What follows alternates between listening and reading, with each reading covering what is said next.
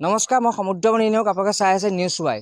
আগন্তুক পঞ্চায়ত নিৰ্বাচন আৰু পঞ্চায়ত নিৰ্বাচনৰ লগত সংগতি ৰাখি প্ৰতিটো ৰাজনৈতিক দলে ইতিমধ্যে প্ৰচাৰ কাৰ্যত নামি পৰিছে আৰু প্ৰচাৰ কাৰ্যত নামি পৰা পৰিলক্ষিতে ইতিমধ্যে সকলো ৰাজনৈতিক দলে সাজু হৈ উঠিছে।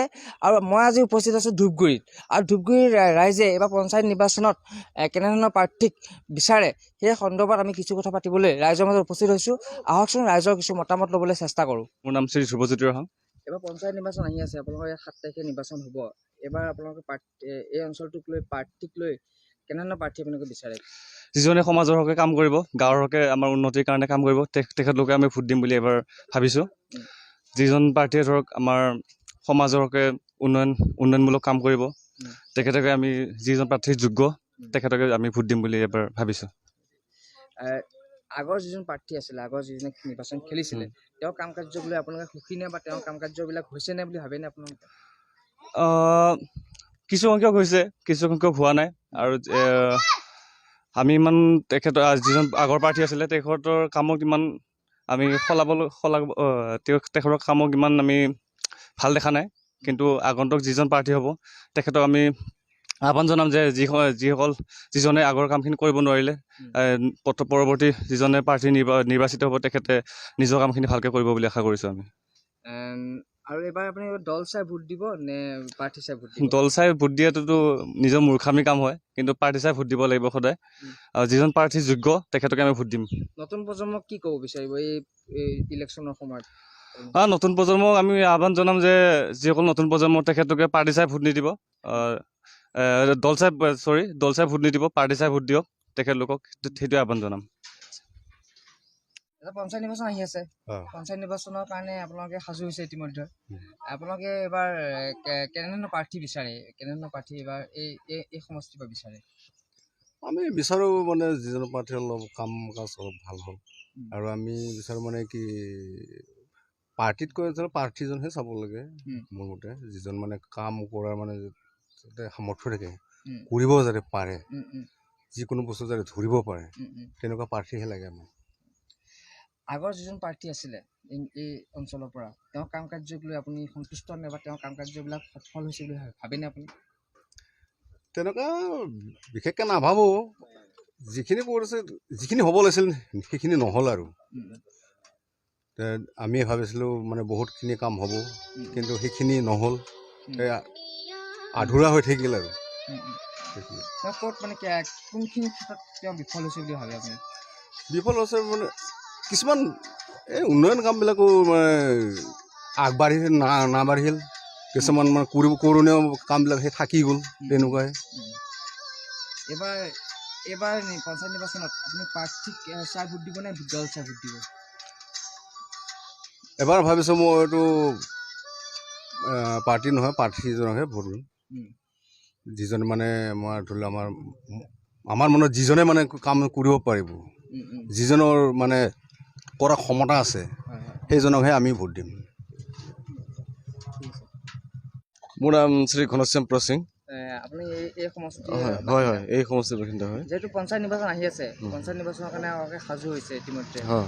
পঞ্চায়ত নিৰ্বাচনত এইবাৰ আপোনালোকে কেনেধৰণৰ প্ৰাৰ্থীক এইবাৰ ভোট দিব বিচাৰিছে? কেনেধৰণৰ প্ৰাৰ্থী কওঁ মানে যিজনে ভাল কাম কৰিব, মানে আমিতো উন্নয়ন কাম, আমাৰ গাঁওখন উন্নয়ন কৰিব লাগে, বা গাঁৱত যিবিলাক ৰাস্তা পদূলি হওক, নলা নৰ্দমাই হওক, সেইবিলাক যাতে যিবিলাক ৰৈ গৈছে কাম, সেইবিলাক যাতে ক্লিয়াৰ কৰিব লাগে। আৰু সেই তেনেকুৱা প্ৰাৰ্থী আমাক দৰকাৰ। আমি তেনেকুৱাকৈ আমি মানে ভোট দিম বুলি ভাবিছোঁ। আৰু তেনেকুৱা আগৰ যিজন প্ৰাৰ্থী আছিলে, তেওঁৰ কাম কাৰ্যক লৈ আপোনাক সুখী নে বা তেওঁৰ কাম কাৰ্যবিলাক বৰ্তমান হৈছে বুলি আপুনি ভাবেনে? নাই, তেনেকুৱাতো আমি মানে যিখিনি আমি জানো মানে দেখি আছোঁ, সেই হিচাপত মানে হোৱা নাই। যাতে নেক্সট মানে যোন প্ৰাৰ্থী আমি মানে লৈ আহিম, যাতে তেখেতে মানে ভালকৈ কাম কাৰ্যখিনি চাই মানে কৰি নিয়াটো চলাই নিয়ে, সেইটো আমি বিচাৰোঁ। আৰু এইবাৰ আপোনালোকে দল চাই ভোট দিব নে প্ৰাৰ্থী চাই ভোট দিব? দল চাই ভোট দিয়াটো এইটো মূৰ্খামি কাম হয়। এইটো প্ৰাৰ্থী চাই আমি ভোট দিব লাগিব। যোন প্ৰাৰ্থীয়ে মানে কামখিনি আগুৱাই নিব পাৰে, ক্ষমতা আছে, তেখেতৰ কাম দৰকাৰ। মানে আমাৰ মানে দল হিচাপত আমি নাযাওঁ, মানে সেইটো বেয়া কথা। কিছুদা আপোনালোকৰ ইয়াত এতিয়া নিৰ্বাচন আহি আছে, পঞ্চায়ত নিৰ্বাচন আহি পালেহি, 7 তাৰিখে ইয়াত নিৰ্বাচন হ'ব। আপোনালোকে এইবাৰ কেনেধৰণৰ প্ৰাৰ্থী এই অঞ্চলৰ পৰা যোগ্য বুলি ভাবে? নিশ্চয়কৈ ধূপগুৰি গাঁও পঞ্চায়তৰ আমাৰ এই সমষ্টি হৈছে 6 নম্বৰ ৱাৰ্ড। এই 6 নম্বৰ ৱাৰ্ডত আমি এইটোকে বিচাৰিম যিজনে যোগ্য হিচাপে যিজনে কাম কৰিব। তো আমি আমাৰ যিখিনি নিৰীক্ষণ ক্ষেত্ৰত আমি যিটো প্ৰায় দেখিছোঁ, ধৰি লওক ক্ষেত্ৰ অধ্যয়ন কৰি যিজনে সুযোগ্য হিচাপে যিজনে আমাৰ সন্মুখত আমি দেখিব পাম, তেখেতক আমি সুযোগ্য হিচাপে আমি ভোটদাতা আমি আদায় কৰিম আমাৰ ফালৰ পৰা। আগৰ যিজন প্ৰাৰ্থী আছিলে এই অঞ্চলৰ পৰা যোনে নিৰ্বাচন খেলি পেলাই জয়যুক্ত হৈছিলে, তেওঁৰ কাম কাৰ্যক লৈ আপুনি সুখী নে?